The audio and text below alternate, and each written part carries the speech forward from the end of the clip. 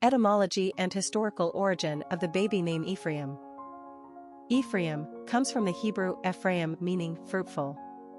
Ephraim is a biblical name appearing in Genesis as the second son of Joseph with his Egyptian wife Asenath. Genesis 41 verse 52 says, "The name of the second son, Joseph, called Ephraim, for God has made me fruitful in the land of my affliction." This land of affliction was, of course, Egypt, where Joseph had been sold into slavery by his jealous brothers, jealous because their father Jacob favored Joseph the most. In Egypt, Joseph was at first a slave and then a prisoner, but soon afterwards was called upon by Pharaoh to interpret a couple dreams. After giving Pharaoh some sound advice, i.e., stockpile the grain, by foretelling the impending 7-year famine, Joseph rose to great power and prominence in Egypt.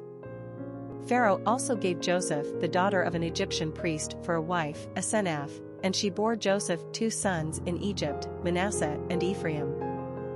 Manasseh means causing to forget because God helped Joseph forget his hardship, and Ephraim means fruitful because God made Joseph fruitful while in Egypt.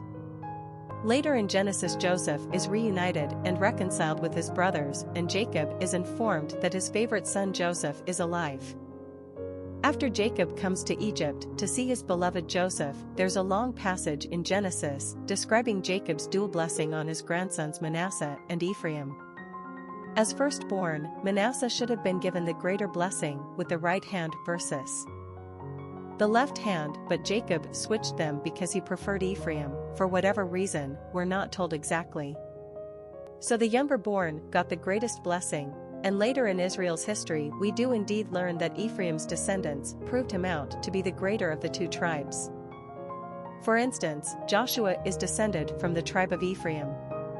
Joshua succeeded Moses as leader of the Israelites, whom he finally returned to the Promised Land.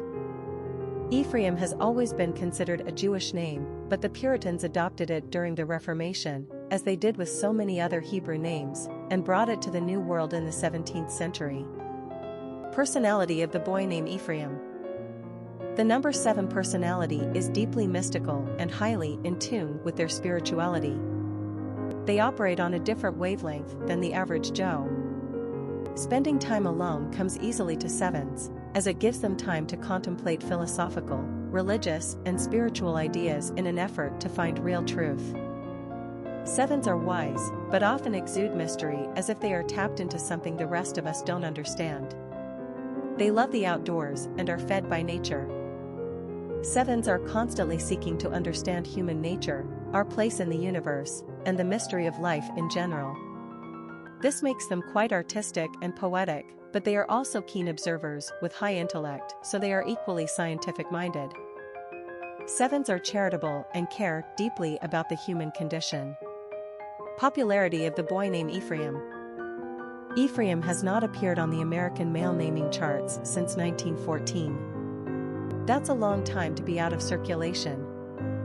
Clearly most folks are either unaware of or have forgotten about this old biblical character. We know Ephraim was used at the time of colonization thanks to the Puritans, but became old-fashioned even by 1914 standards. If the name is used at all today, it's most likely restricted to parents with Jewish heritage. After all, Ephraim was one of the 12 tribes of Israel in a roundabout way. Joseph's inheritance was split between Ephraim and his brother Manasseh after Joseph's death. Quick facts on Ephraim. Gender, boy. Origin, Hebrew. Number of syllables, 2. Ranking popularity, 972. Pronunciation, Efrayim. Simple meaning, fruitful. Characteristics of Ephraim. Eccentric, mystical, solitary, wise, intuitive, philosophical, imaginative. Cultural references to the baby name Ephraim. Literary characters of the baby name Ephraim.